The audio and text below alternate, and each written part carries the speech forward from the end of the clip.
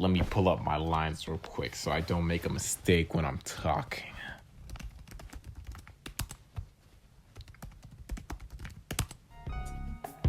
I was playing. Can I get to like this? Sweet, yeah. Show me. Wait a second. All right, the Arab Spring. Today I'll be going over the Arab Spring in Tunis,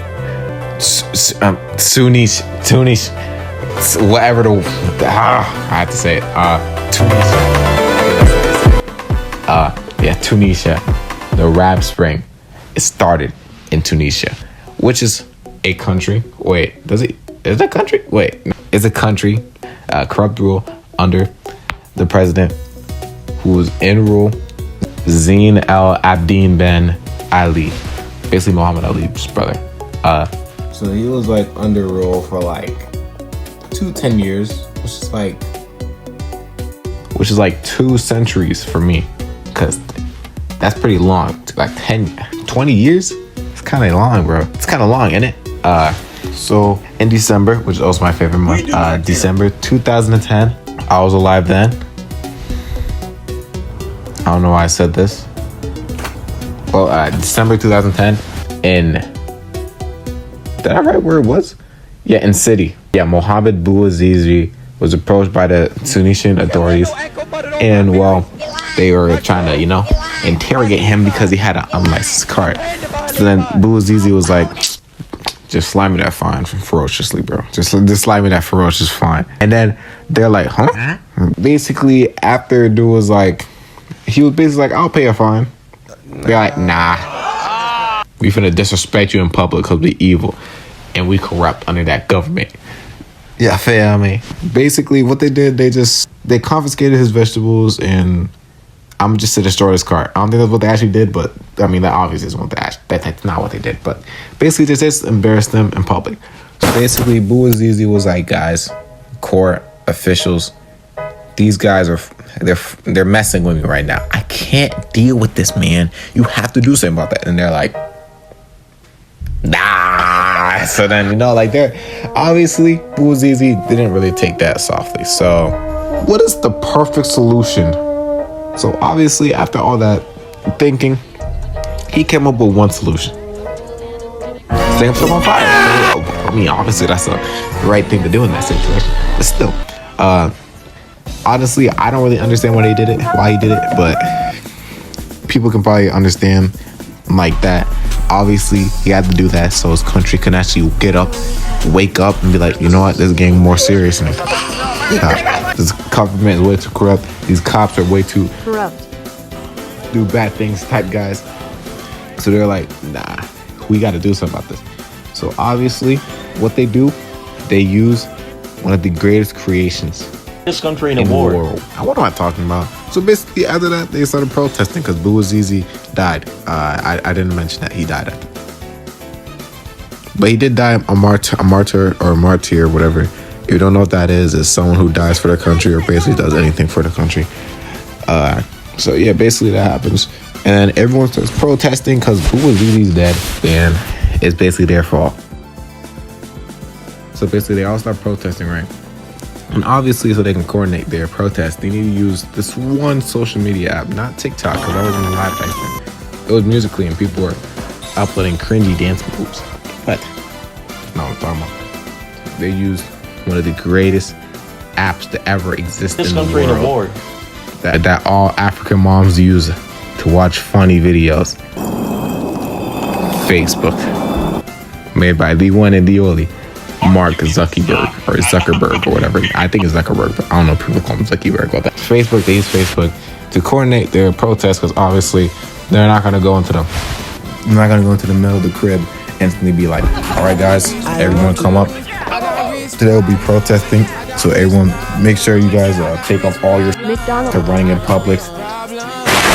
See, what would make this protest that they're doing pretty unique is that, I mean, I wouldn't really say like pretty unique. I mean, obviously, like there's some protests where people do the same thing, but the thing that made this protest kind of crazy is that these people, the protesters, were in the Tunisian streets basically protesting, right? They were not only protesting with signs, but also their phones, because they're using it to communicate and do other protesting things, like calling up people like, hey, yo, pull up. We in the streets of 34, bro. Let's get to protesting. Yeah.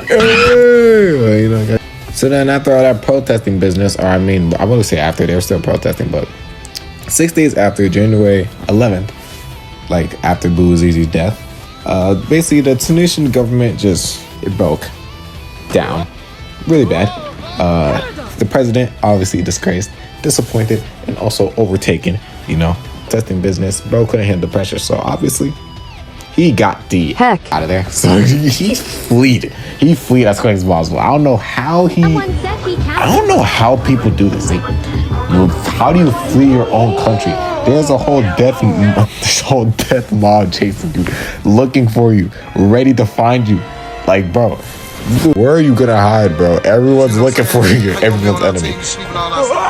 The protest was crazy, really successful. The protest was pretty successful, if I say so myself, I guess. I'm on the side of it. Like, they didn't really get what they wanted, but they did their thing. They did it. Like, because of the speed of the protest, because of social media, like, made this protest become really big and known. So obviously, like, it got really big, you know. So the protest would also make other countries around the region to be like, hey, you can't leave us out of the party, you know what I mean? Hey, you can't leave us out of the party. So, like, obviously, they joined in, which would be like, let me look at the countries, because I don't want to stutter and make a mistake. Yeah, I'm not saying all this. I'm gonna just list it. Actually, never mind. I'm gonna say something. Morocco, Algeria, Libya, Egypt, Sudan, Yemen, Oman, LeBron, Jordan, Syria, Iraq. Wait. Let me not. I can't make a joke out of this. Wait, you got a Kuwait. I need to say this right. And basically, this whole protest with all the countries joining in caused a huge chain reaction. So let me just say this pretty quickly so I don't make the video off too long. Hussein Mubarak gone, and Yemen's government overthrown. Libya's dictatorship over, and as the dictatorship ended, so did their leader Mohammed Gaddafi. Yeah, they found him. They jumped up in the street. Yeah, that was so crazy. Nah, they didn't do that. He didn't do that. Someone actually captured him and killed him, I think. Yeah, it was a rebel. I forgot his name. His name was Militia. I was gonna just write it in while I was editing. I was gonna text it. Why am I saying it like this? Say it right. Well, as I was saying, I don't really think they got what they wanted, but still, they did their thing, because yes, like, it caused a little regime changes, but it didn't really bring around like changes for like the working class, like stuff like that. Some of the uprisings was also, like, you know, brought about by, you know, like, bad things like ISIS. I want to say bad, but yeah, they're bad. I can't say that. I can't. There's no way I can say that. I don't know the full story or anything, but I honestly have to say they're bad. After what they did to that one guy, I don't really know. Extremists, ISIS. And also in Syria, since, well, the government was basically toppling over and it was basically just chaos. Well, some terrorist groups like, all right, time to come in. Instantly. Just terrorism, back and forth. Bombings and stuff. Basically, they're just using tactics to try to take over. Just terrorism tactics. You don't know what the terrorists do. And that whole thing that happened, like the whole government thing toppling over caused a huge problem for Syria. But I'm not talking about Syria. I'm talking about Tunisia. So I'm gonna have to stop it right there.